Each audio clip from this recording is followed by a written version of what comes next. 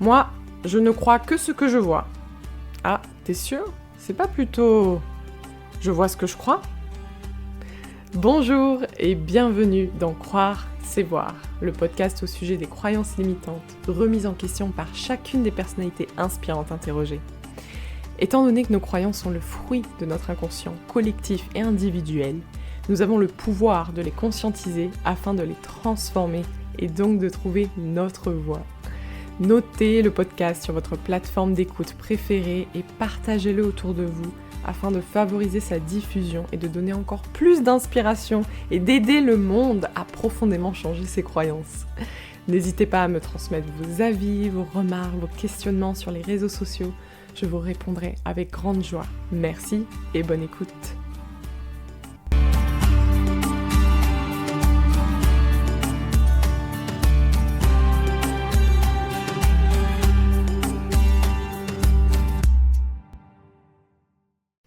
Salut tout le monde, j'espère que vous allez bien et aujourd'hui donc pour ce deuxième épisode dans le nouveau format dans lequel j'invite personne, c'est-à-dire que je suis la propre interlocutrice de mon podcast où je vous livre mes réflexions justement sur les croyances. Aujourd'hui j'ai envie de vous parler de quelque chose qui a profondément changé ma vie et mon rapport aux autres et au monde en général, qui est le système de projection. Donc je pense qu'un certain nombre d'entre vous connaît déjà ce terme-là. C'est donc un terme qui est utilisé dans un sens très général en neurophysio et en psychologie. Et ça désigne en fait l'opération par laquelle un fait neurologique ou psychologique est déplacé et localisé à l'extérieur. Donc en passant du centre à la périphérie, soit du sujet à l'objet. C'est-à-dire que ça part de moi, j'en ai pas conscience et je le projette sur l'autre. Donc ça correspond vraiment à une opération mentale en fait, par laquelle une personne attribue à quelqu'un d'autre ses propres sentiments, dans le but de se sortir d'une situation émotionnelle vécue comme intolérable pour elle. Et forcément la personne n'a pas conscience d'appliquer ce mécanisme, justement car elle n'accepte pas les sentiments ou les sensations qu'elle projette à l'extérieur d'elle-même sur l'autre ou sur un objet. Et donc quand on projette, clairement, on n'est pas dans de l'empowerment, on n'est pas en pleine puissance de nous-mêmes, c'est-à-dire que notre perception de nous-mêmes, elle est fausse, elle est déformée par nos émotions, il y a de l'émotionnel, par nos souvenirs d'enfance, ou par le regard des autres, ou parce qu'on veut voir de la réalité aussi. Ça, je vais en parler un peu plus tard, dans un contexte thérapeutique. Il y a parfois ce qu'on veut voir en fait chez le client, et donc c'est une projection de ce qu'on veut voir, et pas du tout la réalité. L'inverse en fait de la projection, moi je dirais que c'est la perspicacité, la capacité à voir ce qui est vraiment réel et à ce qui est, ou à sentir ce qui est réel, et pas l'inverse. Alors donc quand j'ai découvert le système de projection, j'ai commencé en fait une thérapie, une psychanalyse quand j'avais 18 ans. Alors j'avais commencé même avant ça, mais en tout cas la première fois que j'ai découvert la projection c'était quand j'avais 18 ans. Il faut savoir qu'à l'époque, donc il y a plus de 10 ans maintenant, j'étais quelqu'un de très susceptible et très réactive. Alors, je suis toujours susceptible, chut, il faut pas le dire. Mais en tout cas, j'étais encore plus déclenchée qu'avant par tout un tas de choses. Et donc, en fait, le problème, c'était que je prenais trop pour argent comptant ce que les gens me disaient. Et je m'offusquais, je m'étonnais. Et pourquoi ? Parce qu'en fait, je me mettais sans arrêt en question. Je me remettais sans arrêt en question. Et ça, c'est pas bon du tout, en fait, parce que bien sûr que c'est important de se remettre en question et de questionner ses propres comportements et de pourquoi on fait ça, mais l'autre extrême n'est pas bon non plus, c'est-à-dire qu'il faut vraiment faire la part des choses entre ce que l'autre projette sur nous et ce qui est vraiment nous, et moi j'avais beaucoup de mal à faire ça, en fait. Je suis partie du principe où si quelqu'un me le dit, c'est que c'est vrai, sauf que, ben non, la vérité c'est que non, c'est pas toujours vrai ce qu'on vous dit, et vous seuls, vous êtes les seuls, en fait, à pouvoir vous connaître réellement, à l'aide d'outils bien sûr. C'est pour ça que le travail d'un thérapeute ne va jamais vous donner des solutions ou des clés en main toutes prêtes.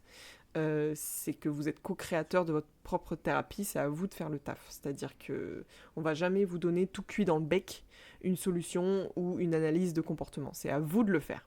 Mais pour ça, bien sûr, il faut avoir certaines connaissances, savoir analyser nos émotions, savoir ce qu'on ressent, etc. Et franchement, c'est un travail de vie aussi, c'est-à-dire que même moi aujourd'hui qui suis quand même pas mal dans le développement perso, qui ai fait je sais pas combien de thérapies différentes, j'en suis encore à ne pas savoir parfois communiquer mes états. Je ne sais pas toujours le faire et je peux avoir du coup des comportements qui sont désagréables pour les autres. Donc voilà, le but c'est vraiment de mettre le plus de conscience possible sur nos propres comportements et ceux des autres, donc, et de bien différencier ce qui est projeté sur nous de ce qui ne l'est pas. Donc il faut que ce soit détaché d'émotionnel. Quand quelqu'un vous dit quelque chose, il ne faut pas qu'il y ait de l'émotionnel. Et je me souviens du premier exemple que ma psy m'avait cité, c'était l'exemple de t'arrives au boulot et puis on te dit waouh, t'as l'air fatigué aujourd'hui. Ouais, c'est qui le plus fatigué des deux? Alors, objectivement, on peut avoir des cernes, on peut avoir une tête pas coiffée ou vraiment la tête dans le coltard, ok.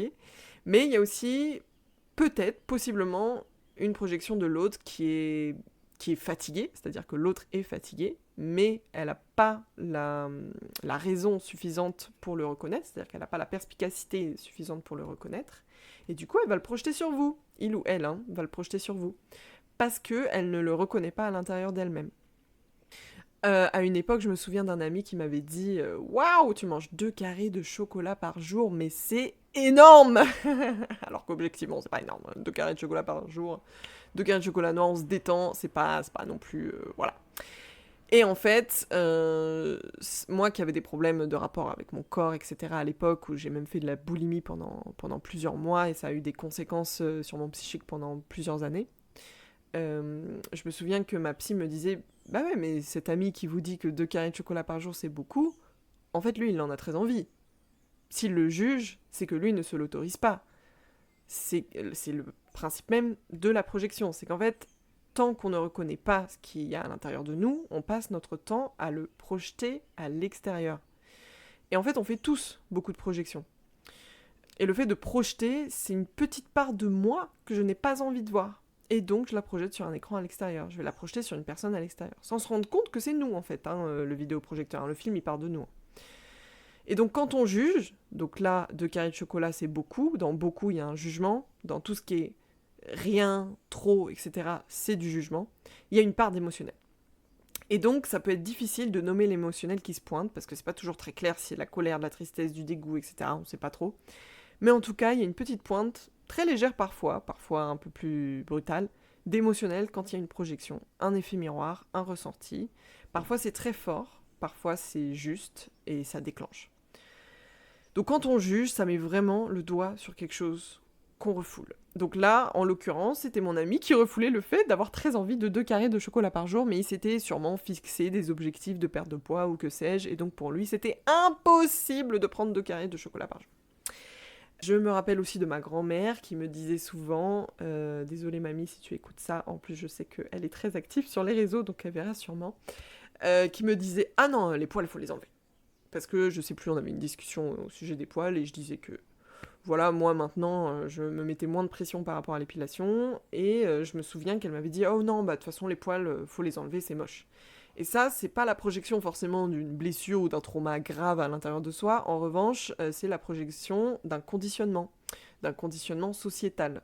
C'est-à-dire que elle projette sur moi des normes de beauté qui lui ont été inculquées parce que, bah, effectivement, à l'époque de nos grands-mères, voilà, c'était l'épilation à tout va.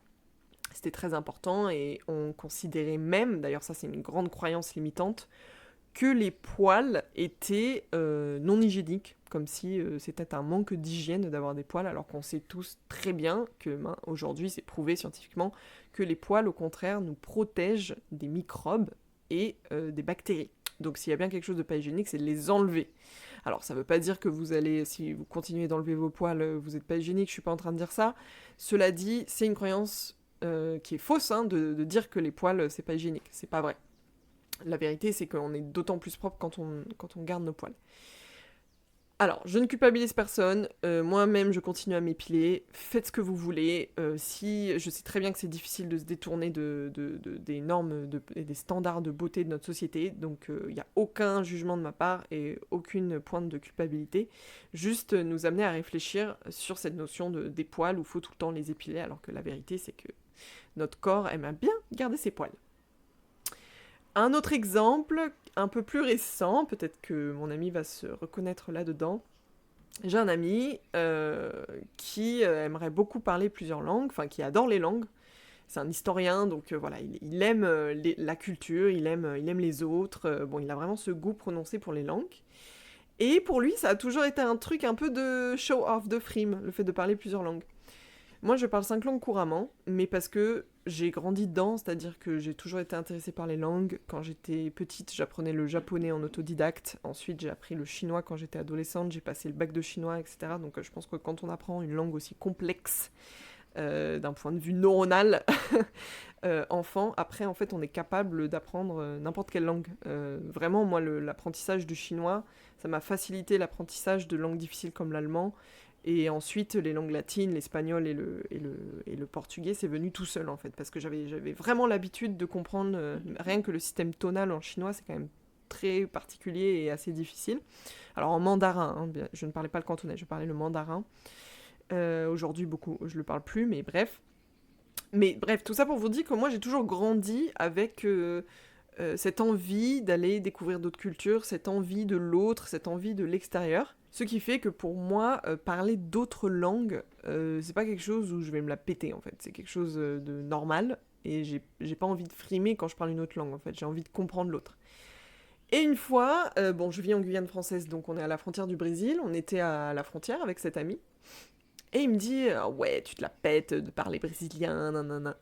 Je lui dis, bah, du coup, c'est vraiment de la projection là, parce que moi, ça me concerne pas, dans le sens où moi je parle d'autres langues parce que dans mon système, c'est comme ça qu'on comprend d'autres cultures. Pour toi, c'est se la péter, bah, projection. Donc là, en fait, il projetait quelque chose à l'intérieur de lui qu'il n'était pas capable de reconnaître sur moi. Mais moi, ça n'a rien à voir avec moi. C'est-à-dire que dans mon système, parler une autre langue, ça n'a rien à voir avec le fait de se la péter, de frimer. Pas du tout. Mais dans son monde à lui, oui. Et comme il le reconnaît pas, il le projette. Je me souviens aussi d'une fois où ma cousine, on était allé à la plage dans le sud-ouest et elle m'avait dit que j'étais blanche comme une blanquette de veau. Euh, Waouh!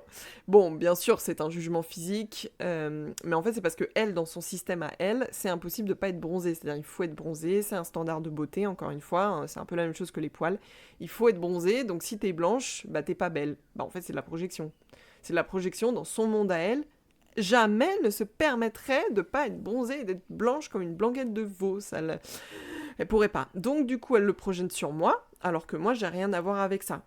Un autre sujet un peu plus touchy, justement, toujours sur la beauté, une femme qui dit qu'elle est belle, donc qui assume le fait d'être belle et qui le dit, on va lui dire qu'elle est narcissique. Et bah ça, pareil, c'est une projection de croyance qu'une femme qui s'assume, qui dit qu'elle est belle, et ben en fait elle est narcissique. Alors qu'en fait elle est peut-être juste consciente de sa valeur. Le narcissisme, c'est pas ça. Hein. Le narcissisme, c'est quand on a sans arrêt besoin de l'admiration des autres et que pour avoir l'admiration des autres, on est prêt à tout. Donc voilà, je pense que là vous commencez bien à comprendre la différence entre projection de ce qui se passe à l'intérieur de nous et également projection de conditionnement et d'injonction qu'on a pu recevoir par notre société. Alors, parmi les grandes croyances qui sont projetées sur les autres, lesquelles? Moi, celles qui me sortent par les yeux et par les oreilles, c'est ce qui ne te tue pas te rend plus fort. Pourquoi? Parce que cette croyance, elle implique qu'il faut sans arrêt vivre des épreuves douloureuses pour s'endurcir, ce qui n'est pas vrai. On peut très bien se solidifier dans la joie, et moi je pense que au contraire, les êtres humains qui ont grandi avec beaucoup d'amour, de respect, de limites, et dans un cocon familial qui les rassurait et qui leur donnait confiance en eux, les a rendus très forts. Donc moi je reste convaincue que les traumas, les blessures qu'on peut avoir, les épreuves très douloureuses, elles nous pèsent et elles méritent donc d'être libérées, d'être comprises et justement de ramener de la solidité, de la sécurité, bien que notre schéma inconscient soit totalement traumatisé. À l'inverse. Donc pour moi c'est une croyance limitante, ce truc de ce qui ne te tue pas te rend plus fort. En revanche, ce qui ne te tue pas, c'est-à-dire les épreuves de vie douloureuses qu'on a, même à l'âge adulte, hein, elles nous rendent résilients quand on a su les transcender. elles nous rendent adaptables, c'est-à-dire qu'on s'adapte. Alors moi, je crois plus en l'adaptation qu'en la résilience, parce que je pars du principe que quand on vit une épreuve douloureuse, elle nous transforme en fait, c'est-à-dire qu'on ne revient pas à un état initial. Pour moi, la résilience, elle implique ce retour à un état initial, alors que justement l'adaptation, on va s'adapter, on va faire avec, on va réussir à trouver de la beauté là où on ne trouvait plus de beauté. Donc non, ce qui ne te tue pas te pèse et mérite d'être transcendé pour bien pouvoir continuer d'avancer en fait. Hein. Pour moi, c'est quoi être fort? C'est continuer d'avancer, malgré tout. Continuer à trouver de la beauté là où on n'en trouvait plus. Donc c'est ça pour moi être fort en fait, être solide. Être solide, c'est aussi pouvoir s'appuyer sur, trouver de la sécurité et de la sérénité chez quelqu'un. Ça, effectivement, on a l'impression que la personne, elle est forte émotionnellement. Une autre croyance qui est projetée sur les autres qui m'agace, c'est la lumière attire l'obscurité. Alors, ça, il y avait beaucoup ce truc-là quand je travaillais dans le milieu associatif. Enfin, je travaille toujours dans le milieu associatif à distance, mais bref, quand j'étais vraiment en plein dedans au Brésil, il y avait beaucoup ces croyances-là parmi ceux qui travaillent dans l'asso, parce que, en gros, quand tu fais un travail de lumière auprès des populations vulnérables ou auprès de l'environnement, eh bien, tu attires les foudres des forces obscures qui sont de l'autre côté et qui veulent nuire à ton travail. Ah non, mais ça, faut arrêter avec ce truc. Ou encore, on peut voir des aberrations où les femmes qui sont très lumineuses, très solaires, qui attirent les forces du mal, des hommes, qui viennent les agresser, etc. Alors non. En fait, il faut aussi juste parfois se détacher un peu de toutes ces superstitions, parce que pour moi c'est de la superstition, et se recentrer et se dire que en fait il y a juste des gens qui commettent des exactions et que ça ne dépend pas de nous, ça ne dépend pas de notre lumière. Non, la lumière n'attire pas l'obscurité, au contraire, au plus on est lumineux et au plus on attire de la lumière justement et des événements qui sont positifs à nous. Moi j'ai plutôt cette sensation-là, c'est-à-dire qu'au plus on est bien dans notre vie, et au mieux ça va, et au plus il nous arrive de belles choses. Et quand on est en dépression, il nous arrive que des merdes, voilà. Pour moi c'est clairement ça. Donc non, les forces contraires ne s'attirent pas forcément, c'est juste qu'il y a des polarités, et il y a des choses qui sont clairement indépendantes de notre volonté. En fait, moi je pense que ce truc de dire la lumière attire l'obscurité, ça vient résoudre une sorte d'impuissance. En fait, on est impuissant. L'être humain est impuissant.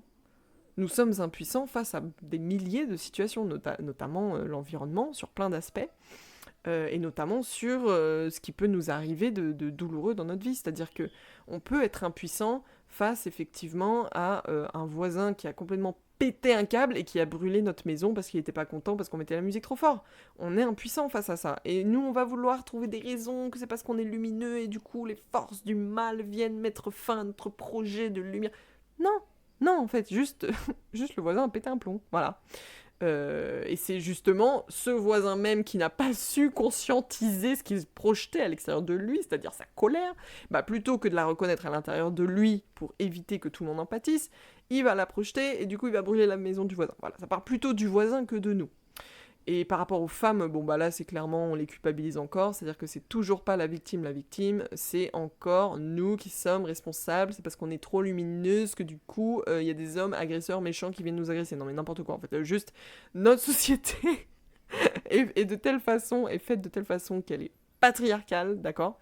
Et que les hommes qui ont beaucoup de yang immatures, c'est-à-dire qu'il y a une majorité de yang immatures sur cette planète, prennent sans demander, prennent sans le consentement, veulent posséder, etc. Alors que nous, on n'a rien demandé. Aussi, je voulais vous parler de la projection de superstitions, notamment du karma.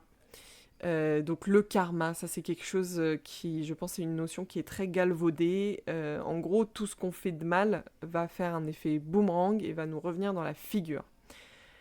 Alors, moi je pense que effectivement, c'est quand on est dans une énergie de haine et de colère en permanence, on a des biais de confirmation où, comme on est en colère et qu'on a de la haine, forcément on va voir partout nos sujets de haine et de colère, et donc on va les attirer à nous, ça c'est sûr.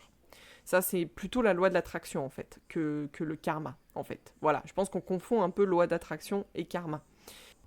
On connaît tous ces personnes qui restent avec d'autres en relation amoureuse par pitié ou par peur de faire du mal.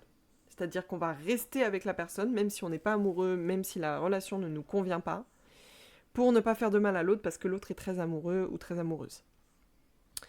Et le jour où on quitte cette personne, finalement, parce qu'en fait, clairement, ça a fait effet de soupape, on ne pouvait plus résister et on avait absolument besoin de mettre fin à la relation parce que ça faisait des années qu'on était dans un schéma répétitif de ne pas faire de mal à l'autre.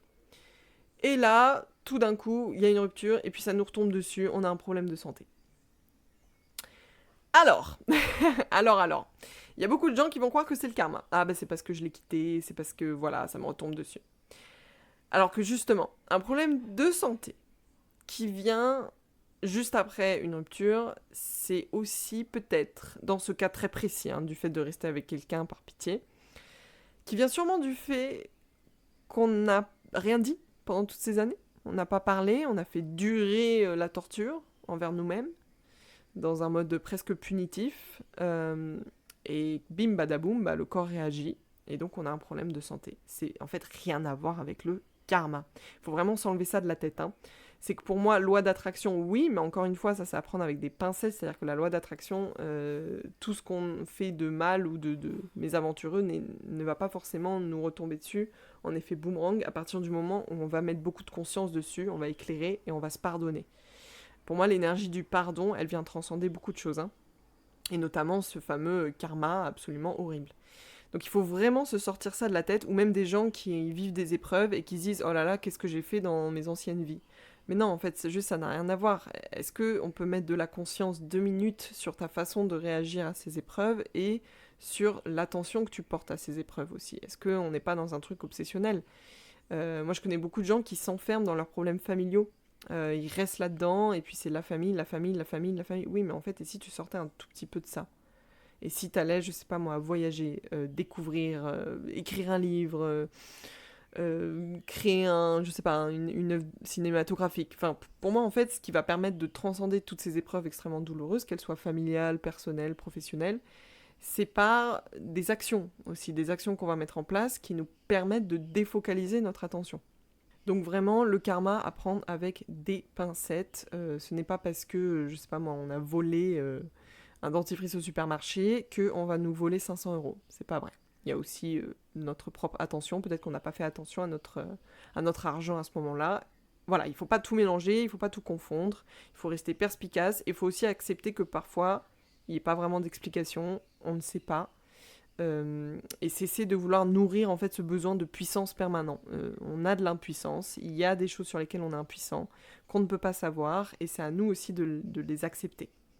Enfin, avec ce système de projection, j'aimerais terminer par les thérapeutes un peu gourous qui disent des dingueries à leurs patients, à leurs clients, qui peuvent être très très dangereuses, parce qu'ils sont justement dans des biais de projection et des biais cognitifs, notamment le biais de confirmation. Le biais de confirmation, j'en ai beaucoup parlé sur ce podcast, c'est celui qui consiste à faire confirmer tout ce qu'on croit. Donc en fait, si on croit qu'on est nul, on va avoir la preuve de ce qu'on croit. C'est-à-dire, ah bah voilà, là je suis nul, je sais pas faire la soupe, je suis nul. En fait non, c'est-à-dire que c'est ton propre biais de confirmation qui te fait dire ça. Parce que oui, tu peux être très médiocre dans certains domaines, mais tu peux être aussi extraordinaire dans d'autres. Voilà, on ferme la parenthèse, le biais de confirmation, ça consiste à voir en permanence tout ce qu'on croit. Et il est dangereux, ce biais de confirmation, notamment quand on soigne les gens dans des pratiques alternatives, donc que ce soit l'hypnose, que ce soit les soins énergétiques. Et il ne faut pas oublier que les thérapeutes sont des humains, qu'ils ont eux aussi leurs stéréotypes, leurs préjugés, leurs propres expériences, et surtout ce qu'ils veulent voir, en fait, chez leurs patients ou leurs clients. Et il y a aussi un peu ce truc de dire quelque chose de mémorable, qui fait que la cliente ou le client va s'en souvenir, en fait. Quelque chose qui change un peu son quotidien, qui bouscule son quotidien. Il y a vraiment de la projection de ça, et de faire parler de soi autour de soi. Ça, c'est très important de savoir qu'il y a ce biais de cognitif là, et qui empêche le thérapeute du coup d'être perspicace. Je peux vous donner un exemple. Je connais quelqu'un, on lui a dit, alors un énergéticien lui a dit que elle avait énormément de colère en elle et que ça allait un jour exploser de manière très violente. Mais ça, c'est pas possible de dire des trucs comme ça. Déjà, le thérapeute n'est pas dans une posture qui rassure si le thérapeute dit ça. Donc nous, on vient justement pour un soin, pour être rassuré, pour être accompagné, pas forcément pour qu'on nous envoie des sorts ou des croyances limitantes de ce type. Du type, oui, la colère va exploser, ça va faire très mal. Non mais en fait, juste, est-ce qu'on peut analyser ma colère, savoir d'où elle vient, est-ce qu'on peut mettre du baume au cœur là-dessus, comment on fait, voilà. Plutôt que d'aller dire, oui, un jour ça va exploser, ça va être dramatique. Ça, c'est juste no way, out of question, on peut pas dire des trucs comme ça. Ou qui lui disait que y avait un problème avec la matrice de son utérus, qu'il y a vraiment quelque chose qui tourne pas rond, qui va pas, c'est à l'envers, ça résonne avec je sais pas quelle constellation de Capricorne qui fait qu'il y a la guerre qui va arriver dans son utérus. Non, en fait stop. Là, on n'est pas médecin, ok, le thérapeute n'est pas médecin. Il peut sentir peut-être qu'il y a quelque chose avec l'utérus et amener le client à s'interroger. Pas forcément à dire il y a un problème, il faut résoudre le problème. Juste, est-ce qu'il y a des douleurs déjà, physiques ou non? Mais commencer à dire que l'utérus est à l'envers ou je ne sais pas quoi, c'est du n'importe quoi, c'est du bullshit en fait, c'est du charabia. Et en plus, tout ce que ça vient faire chez le patient, ça vient donner de la peur. Voilà, super. Donc on a un patient ou une cliente qui ressort de là, elle a peur. Voilà, génial. Donc non, c'est pas ça, attention, il faut vraiment reconnaître chez ces thérapeutes des biais cognitifs qu'ils peuvent avoir, de dire des choses mémorables, que la cliente s'en souvienne, qui soient à sensation, un peu dramatique, pour qu'on se souvienne de nous. Non, en fait, il arrive un moment, ça c'est un biais cognitif, c'est pas de la perspicacité, le thérapeute, il n'est pas dans le vrai. Il y a aussi l'effet Barnum, où là on va projeter des généralités. L'effet Barnum, c'est quand on balance une phrase un peu bateau, et après on va se dire « Ah ouais, en fait, elle me connaît tellement », on va tout de suite s'identifier à ça. Notamment en astrologie, ça marche très très bien ça, donc il faut être très vigilant à l'effet Barnum, où on s'identifie en fait à n'importe quelle phrase un peu bateau qu'on aurait pu dire à tout le monde. Voilà, bon, j'espère que cet épisode sur la projection vous a plu. En tout cas, restez très vigilants à tout ce qu'on peut vous dire. Et à l'intérieur de vous, est-ce que quand vous êtes en train de juger, ou quand quelque chose vous agace, vous stresse, vous déclenche, vous met en réaction, etc., est-ce qu'en fait, c'est pas quelque chose que vous avez du mal à reconnaître à l'intérieur de vous ? Je vous donne un dernier exemple. Moi, par exemple, les gens très lents, la lenteur, ça m'agace énormément. Donc je suis allée voir, je me suis posé la question, mais pourquoi ça m'agace autant ? Bon, il y a clairement de l'impatience, on est d'accord ? Mais si c'est les autres qui sont lents sans forcément que ça m'impacte, pourquoi est-ce que ça continue de m'agacer ? Et là, c'est qu'en fait, il y a une partie refoulée, c'est que moi-même, je ne m'autorise pas à être lente. Dans mon système, il faut que tout soit fait de manière rapide, efficace, et que ce soit parfait. Donc forcément, quelqu'un qui met beaucoup plus de temps que moi à faire quelque chose où j'ai mis 2 minutes à le faire, ça va m'agacer, je vais trouver ça lent, je vais trouver ça vraiment pas fut-fut, etc. En fait, je vais le juger. Parce qu'il y a une part de moi qui ne s'autorise pas la lenteur. Donc c'est quelque chose que j'ai appris à travailler, surtout au Brésil, où le rythme est quand même beaucoup plus lent, et ça m'a permis de mettre le doigt là-dessus. Et donc aujourd'hui, je pense que j'ai moins d'agacement face à quelqu'un qui est lent, quoique sur la route, c'est compliqué. Mais en tout cas, ce qui est important pour pas nourrir justement ces parts d'ombre de nous-mêmes, c'est de mettre le doigt dessus, de mettre de la conscience et de savoir que c'est ça qui nous déclenche. Donc voilà, réfléchissez là-dessus, dormez là-dessus, et puis je vous embrasse. Ciao.